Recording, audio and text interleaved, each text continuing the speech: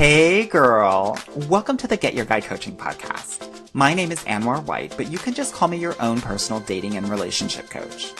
Each week, you'll hear actionable advice, tips, and strategies that you can implement in your own love life. I'm talking about healing your heart, dating effectively, and understanding men so that you can, you guessed it, get your guy. Are you ready to level up your love life? All right, let's go. I never felt the way I do about anyone but you. Hello, ladies. Welcome to the Get Your Guide Coaching podcast. It's me, Coach Anwar. Have you missed me? I think that you have. I've taken a month break on TikTok as well as this podcast. I've been busy, getting this book deal, talking to agents, things like that. That's busy work. Pitching this TV show, it's busy work, but somebody's got to do it at the end of the day. I have been serving my clients, I've been serving my ladies, and I wanted to give you a sneak peek in terms of what it would look like to work with me in a group call that we had recently. And it was all about forgiveness, how to forgive ourselves, and why is it so hard for us while we are dating. So, without further ado, I hope this is helpful for you. One of the things that I know for sure is that dating can be really hard when you're still feeling guilty or feeling shame around some of your past experiences, right? Oh, I shouldn't have done that. I shouldn't have been in that relationship too long. I should have never got married. I should have never slept with that guy. I should have never let him come back into my life. I should have never let them X, Y, and Z. Yeah? Do we have a lot of very intense shoulda, coulda, wouldas that come up for you while dating? Let me know in the chat. Are there things that are happening? Should have never trusted him. Someone said, ooh, child. I'm getting a lot of yeses. Always. Should have never dated him for that long. Lots of guilt and shame. Wasting time. I've noticed it's hard for me to not be critical of myself with these mistakes. Should have swiped left. Girl, yes. Because I said, shouldn't have given him another chance. Yeah. Should have been more honest with how I felt. Should have known better. I knew they were all the same. Should have known they were lying. Should have been able to tell. Should have seen the red flags. Should have left sooner. Should have taken it more slowly. Should have waited. Should have trusted myself more. Should have given less. Keep it going, ladies. Keep it going. Yeah? Should have set boundaries. Yeah? Should have spoken up.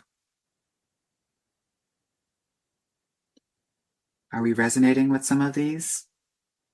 Is it feeling true? Is it feeling authentic to you and your dating experience? I wish I would have found this program years ago. Should have focused on what pleased me and not him. Yes. Should have told people around me. Yeah. Should have known my worth. Should have been less forgiving. Should have not compromised. Should have said, hell no. Yeah. Should have gone with my gut. Yeah. Here's what I know. Shouldn't have sacrificed my needs. Here's what I know. Should have centered my comfort versus theirs. Yeah. Should have said how I really felt. I love this. I'm hoping that you all are getting inspired by this. Shouldn't have gone back. The reason why we're doing this exercise is because we are living with a lot of the shouldas or shouldn't haves all day, every day while we are dating. And ultimately, what that means and what that looks like is, one, it makes you more defensive in dating. But two, when you carry this along with you, it lowers your own self-perception of yourself, and it makes you less confident in dating. You can't know things that you don't know. You can't. It's like going to law school and then trying to perform surgery. The interesting thing about most of the things that you all have shared in the chat, and by the way, thank you so much for sharing and being vulnerable and participating, is that most of the time we know intellectually. We might know these things intellectually, but we don't know them emotionally. And that's the interesting thing about dating and love and relationships, that because you think you know it here, that you should have known it here. And you can't, because our intellectual age is different than our emotional age. So in the chat, let me know, what's your emotional age? And this is when that traumatic thing happened. So my emotional age was 9 years old when my dad abandoned me. Yeah. I'm this girl. 8, 8, 12, 5, 6, 14, 7, 8, 8, 12. I want to see more ages, ladies. 10. I know many of us have not thought about it in this way, but I think it's important for you to put it and reframe it in this way. 17, 15, 5, 16, 15 to 18, 15, 15, 10, 7, 18, 15, 7, 15, 5, 22. Is emotional age something that is permanent? Not necessarily. Not if you do the work. If you don't do the work, girl, you stay in there. Right? Why am I saying this? 9, 5, 10, 11, 12, 23. Because what's happening is you are thinking, you are shaming yourself because you are using your current age as the barometer of whether you should have known or not. And you can't do that. You actually have to use your emotional age.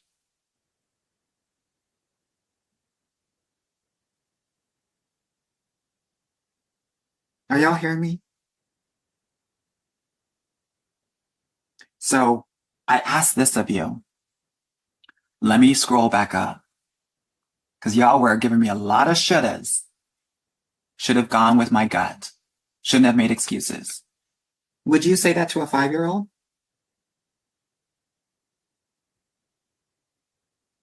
Would you say that to an 8-year-old? Would you blame a 12-year-old for that?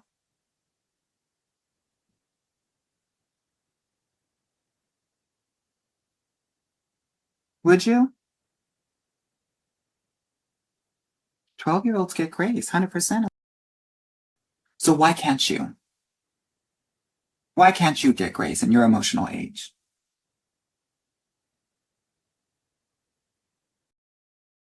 That clocked. Said I felt that. Very important. Very important, because we're thinking, I am all of 35, 40 years old, and I can't believe that I'm making these mistakes. Girl, you're 8. No shade. You're 8 years old. You just learned your times tables, girl. You're 8. Now what? I'm sharing this so that we can have more grace with ourselves and more compassion for the little girl that's inside that is leading her love life. Because for many of us in these moments, it's the little girl that's managing this love life, because love and dating and relationship, it's 90% emotional. Yeah. That's what this is about. We are all so hard on ourselves. And we learned it oftentimes from our mothers. And so part of this process is allowing allowing these things to be, but also accepting them in a way where you get to allow yourself to live this experience. Here's what I know, and I want to talk about it from a Black perspective, a Black lived experience. But this is important because historically what has happened is when you get in trouble, it's your fault. If you were out past 10 p.m., historically speaking, and those white boys saw you and kicked your ass, it was your fault because you were outside at 10 p.m.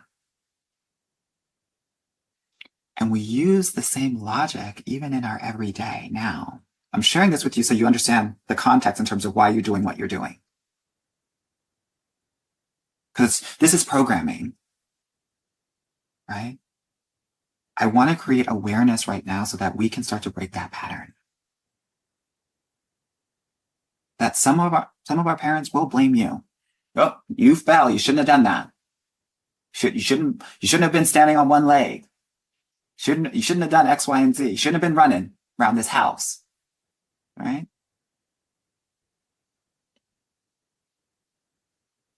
There's a different lived experience outside of this community that when one of our counterparts is doing that and they fall, they don't get that.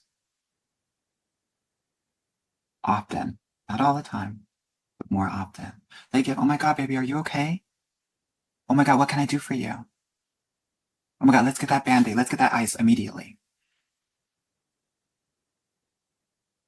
Again, I just want to share this with you in terms of the context and why you might be hard on yourself. It stops today. Because you're not hard on these kids. You're not hard on 8-year-olds. You might be a little strict because you kind of have to be, no shade. But there's a level of compassion and grace that happens when we're talking about children that we're not giving to ourselves. And I want you to give that to yourself. Okay. Let me just look at what's happening in this chat here. I said, giving yourself grace. I said, my mom was critical. I said, this is so emotional. Yeah. That I find that my kids mirror me the most, which is my ammunition to change. I said, I've also been thinking about this a lot. I've had my heart broken so completely when I was 20 by a guy who I met when I was 17. I was a baby when I met him. Why get mad at myself for not knowing what to do? No one taught you how to date.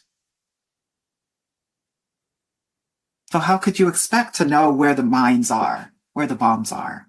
But for some reason, you're putting some sort of expectation on yourself. Oh, I should have known. Really? Really? Who taught you? Who taught you that you should have known that? He said, eldest daughter here, everything and still is my fault to my parents. Let it go. The reason why I say this, and the reason why you might have heard me in this program talk a lot about, I don't want you saying sorry to these men. I know it sounds crazy, but it is because I don't want you putting yourself at fault, especially for things that are not your fault. And because you have been socialized and programmed to think that most of the things are your fault, you're going to naturally say sorry, even if it's not your thing. This is a pattern we got to break. It's not, oh my God, I'm so sorry I'm late. Oh my gosh, thank you so much for waiting for me. Thank you. Oh, I'm so sorry I didn't respond to your message in a prompt manner. Thank you so much for your patience. Yeah. I said socially Black people are not seen as children. Mm-hmm. Yeah, 100%. I said I received no grace as a child. DeAndre said my son gets all the grace. I love that. I'm a sucker for him. Gotta be a sucker for me too. That's right. For those single moms out there, whatever you give into your child, you should be giving to yourself. True story.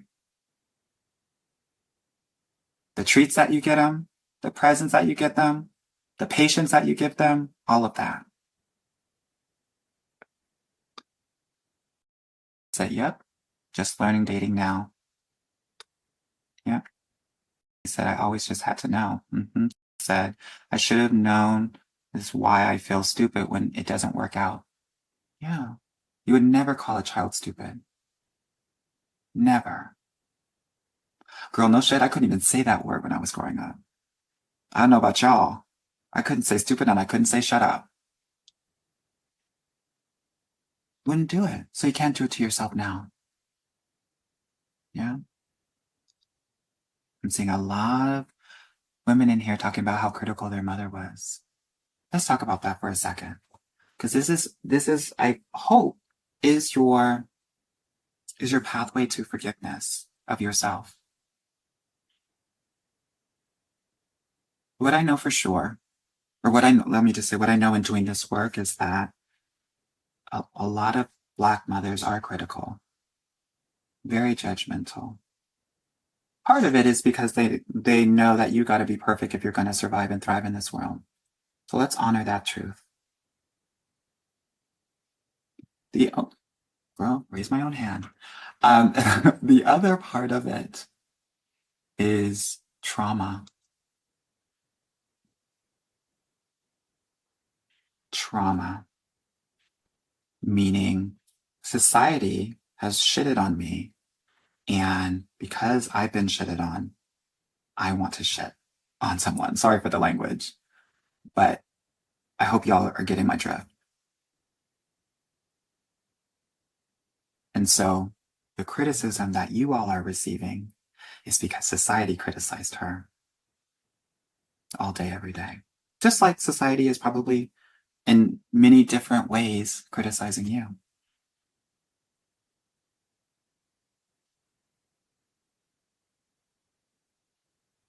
Why am I talking about this? I'm talking about this because one, you're gonna have to forgive yourself. Forgiving yourself actually breaks the pattern of criticism. You're gonna have to forgive yourself. You're gonna have to forgive yourself because if you can't give yourself the grace and compassion, you won't be able to do it for other people. And when you can't do it for other people, if you can't accept other people, you're never gonna connect with them. And you can never truly love them because love is acceptance. It's not criticism, even though that's how many of us were raised. And that might be your bonding pattern. I'm being dead ass right now. A lot of you all are connecting with men by the way that you try to criticize them. Because this is what you learned what love was, because that's what mom did. Can't do that. Can't do that.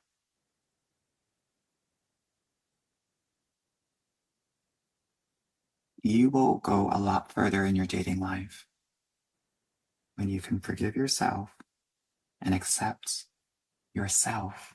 And when you're able to do that, you're able to accept other people as they are. Yeah. I'm going to stop a little bit. I would love to hear if anybody wants to share kind of how they've received this, anything that's on their mind or their heart. Their 8, 10, 12, 15-year-old heart. Yeah. It's a serious question. Do Black men have a coach Anwar helping them through these issues so they can also date better? It feels like a burden of work is on Black women. So, great question. The thing is, it's not our responsibility to figure out who's doing their work and who's not. Your responsibility is your work. I hear what you're saying, but the reason why I'm responding in this way is because, one, I think the funnel is going to knock a lot of these guys out. But two, most men aren't doing the work. That's why most men won't get through the funnel and why most men are not relationship ready. We're doing this work so that you can align with men that actually have done this work, either formally or informally.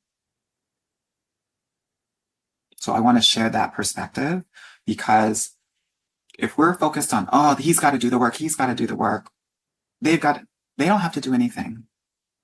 That's not our job. We don't need to control other people. As my mother would say, you got to mind your own business. Right? And I don't mean that to be flippant or dismissive. What I mean is I want to make sure that we're focused on ourselves because we can't control whether they're doing their work or not. Now, with that said, I will say this. A lot of Black men do this work informally, right? In their weekly basketball games, when they go to the barbershop, they're having these conversations after church, things like that. But we can't be focused on what men or whoever you're dating, what they're doing. Because, like I said before, 80% of them aren't doing it. And if you're focused on the 80% trying to change them, you might miss the 20%. Yeah. Said I think a lot of men want love too, but maybe traumatized too and don't. I think seek each other out for help. Yeah. I'm focused on y'all. Respectfully speaking, I don't care about them. I don't mean that in a bad way. I mean that in I want to fill your cup. I want to make sure you're doing the healing work because what I know for sure is that when you're healed up, all of these people who haven't done the work won't even be on your radar. You won't even be able to see them when you're here and they're still dealing with issues that are down here, vibrationally speaking. Yeah. So I just want to offer that. Said this was good for me because I was crying with my therapist about why I'm so critical on myself, and I see it as conditioning. 100%. And our job in this program is to help you deprogram and reprogram and reparent yourself. That's the work here, and that's what we're focused on, right? How do we know? How do we know we're doing this work in the everyday throes of dating? These guys or these people that you're dating, they'll do X, Y, and Z, and it's not affecting you at all. It doesn't faze you. He says something sexual to you, you say, okay, no problem, BOL. Like you're not even thinking about it. It's non-emotional. If we're still getting triggered, if we're saying things like, oh, the audacity. Oh, I can't believe he did that. Oh, da, da, da, da, da. We have work to do. Yeah. That's why I think oftentimes when many of you all ask me questions and I'm like, oh, okay, he gets to do that. Okay, well, we get to make another decision and we get to go the other way. Right? And some of y'all are like, oh, I can't believe it. I can't believe he did this. Da da da da da da da. Right? This is about criticism. This is about forgiveness. In moments like this, just as we've reframed this conversation around forgiveness for yourself for 8 years old, most of these boys are 8 as well. Now what?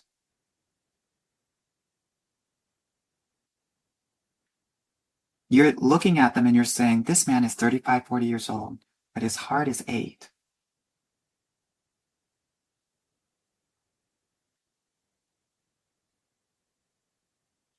I reframed this so that we get to understand, okay, that's the little boy talking, and I get to choose to engage or not. Okay.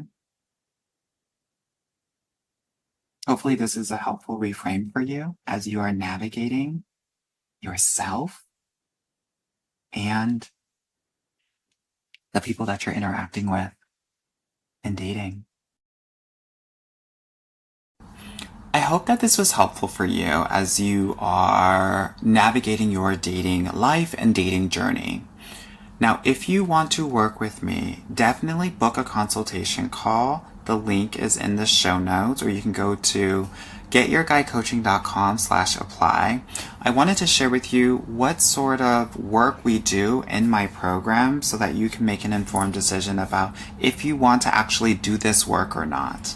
I will tell you right now, I am cutting off any sort of access to joining the program by the first week of December. So if this is something that you're interested in doing, definitely book a call, because I am going to be helping my clients get ready for the Olympics of Dating, which are in the first, second, and third weeks of January. And if you want prep on that so that you can engage with a wide variety of people that are looking for love in their new year, you definitely want to join ASAP. I hope you enjoyed this. Hey girl, thank you so much for listening to the Get Your Guy Coaching podcast. If you like this episode and want to talk with me personally, please book a free consultation at www.getyourguycoaching.com/apply, or subscribe and leave me a review wherever you listen to your podcasts. Talk soon.